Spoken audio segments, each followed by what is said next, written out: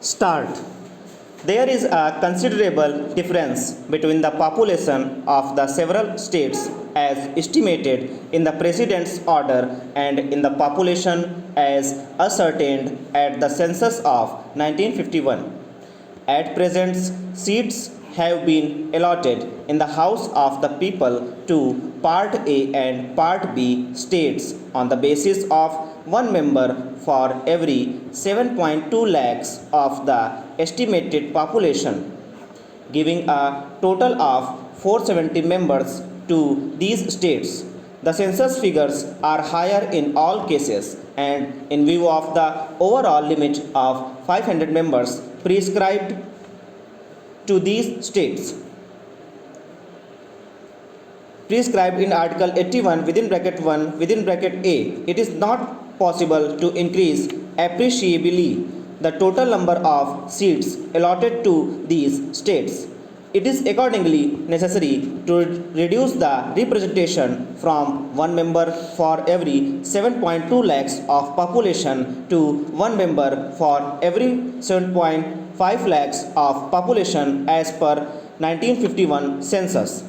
As pointed out above, this figure 7.5 lakhs is the maximum permissible under Article 81 within bracket 1 within bracket B as it now stands. But even so, if the average population of a parliamentary constituency in any state is to be 7,50,000, it is obvious that the population of a certain number of constituencies will exceed that figure. It is necessary, therefore, that Article 81 within bracket 1 within bracket B should be amended, relaxing the limits prescribed in that article so as to avoid a constitutional irregularity in delimiting the constituencies for the purpose of readjustment of representation in the House of the People as required under Article 81 within bracket 3 of the Constitution. This bill accordingly seeks to amend Article 81 within bracket 1 within bracket B of the Constitution so as to replace the figures mentioned in that article by the figures 8,50,000 and 6,50,000 respectively. Recent decisions of the Supreme Court have given a very wide meaning to clauses 1 and 2 of Article 31. Despite the difference in the wording of the two clauses, they are regarded as dealing with the same subject. The deprivation of property referred to in clause 1 is to be construed in the widest sense as including any curtailment of a right to property, even where it is caused by a purely regulatory provision of law and is not accompanied by an acquisition or taking possession of that or any other property right by the state. The law, in order to be valid according to these decisions, has to provide for compensation under clause 2 of the article. It is considered necessary, therefore, to restate more precisely the state's power of compulsory acquisition and requisitioning of private property and distinguish it from cases where the operation of regulatory or prohibitory laws of the state results in deprivation of property.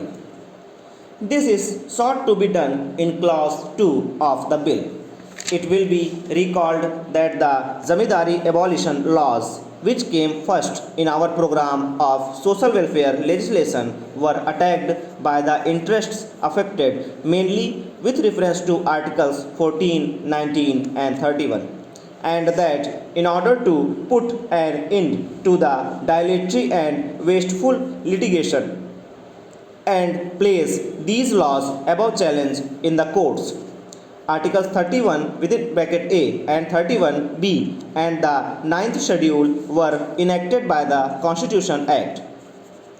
Subsequent judicial decisions interpreting Articles 14, 19 and 31 have raised serious difficulties in the way of the Union and the states putting through other and equally important social welfare legislation on the desired lines.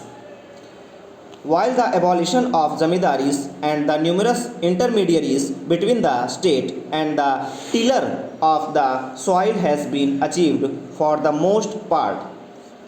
our next objectives in land reform are the fixing of limits to the extent of agricultural land and that may be owned or occupied by any person.